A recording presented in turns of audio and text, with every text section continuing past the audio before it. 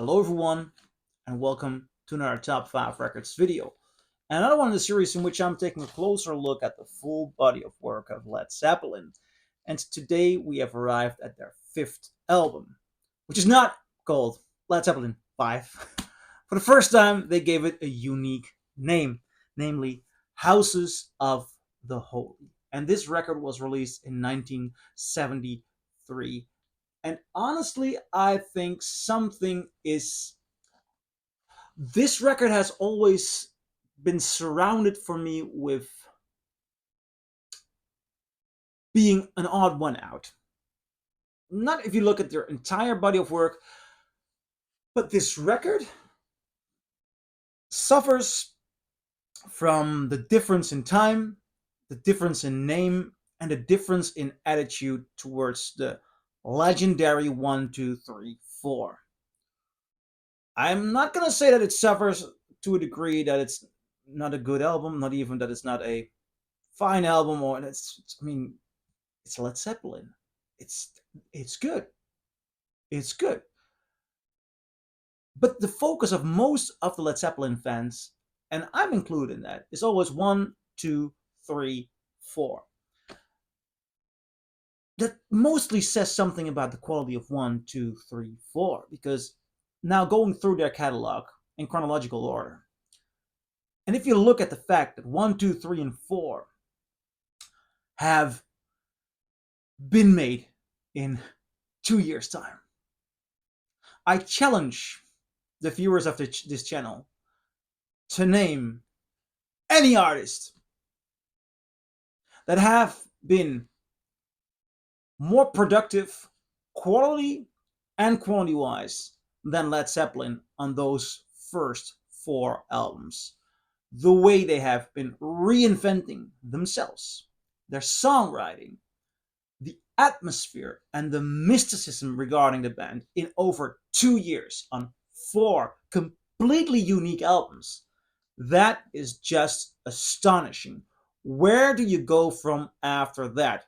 Now, this album, House of the Holy, is a great, great album. But it lies in the shadow of those 4 titles for me. Nevertheless, I'm going to go into it, and listening to it after the other 4, I still really, really enjoyed it because it's a really, really good record. It's in the 1,001 albums you must hear before you die book. It's obvious that this is one of the great albums, but it's not where you would start when you start with Led Zeppelin. I'll show you a bit of the inner sleeve of no, it's not the inner sleeve, gatefold, inside of the gatefold, and the pressing I have been listening to here is a first Dutch pressing. No, no, no, no, no.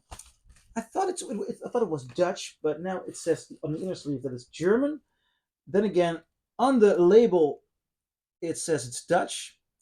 Why am I going into detail about it? Because yeah, this is Dutch pressing, German inner sleeve, and I assume then that the cover as well is German.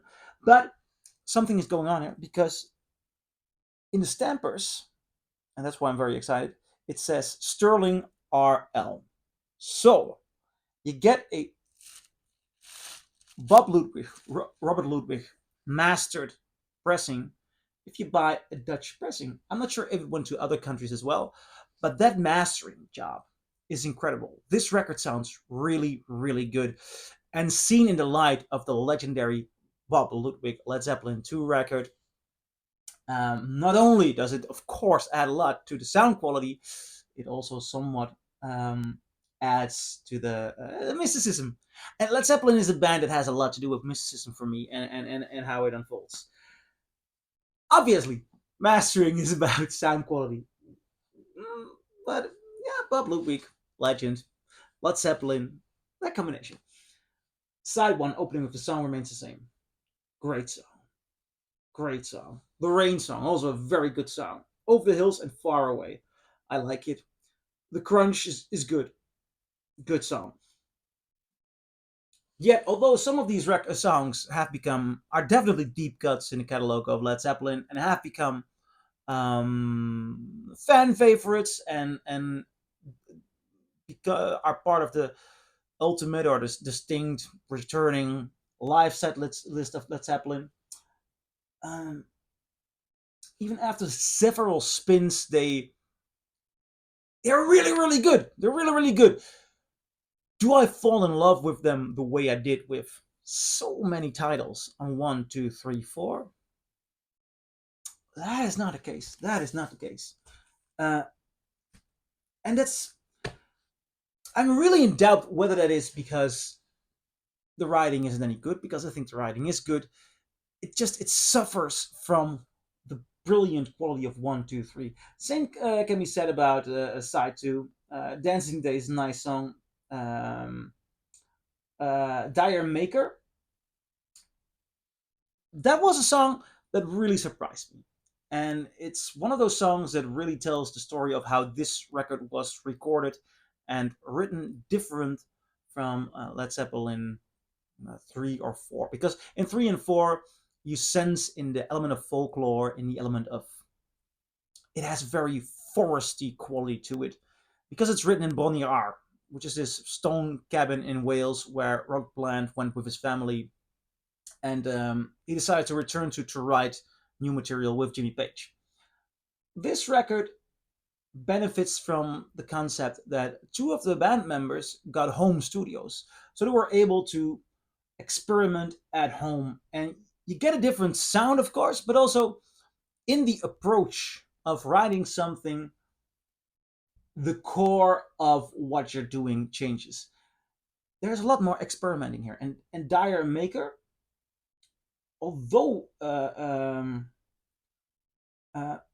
well, lyrically it's just so much simpler. It's planned, showing there is this element of the blues in there in the writing of the lyrics, but it's as if they're going reggae. And Plant does a brilliant job with a lighter tone voice, putting emotion in there. And it's just really bizarre to realize that this is Led Zeppelin. That influence, though, the reggae kind of influence, I'll call it reggae, is more of a nice surprise than that it takes you to the emotional depths that the other has. The other songs have from the originals. No Quarter and The Ocean Ended Off, again returning live favorites. Yeah, it's all really good. I mean, this is a really really good record. They dare to experiment. They dare to go in a different direction. I admire that. I like that. I like this record. It's really really good. But I'm talking about this record in a sense of their discography. That's the red line in these videos. So this record also symbolized for me parting with the impeccable 1, 2, 3, 4. I just can't fully get beyond that point. I do enjoy it. It is good. But it's too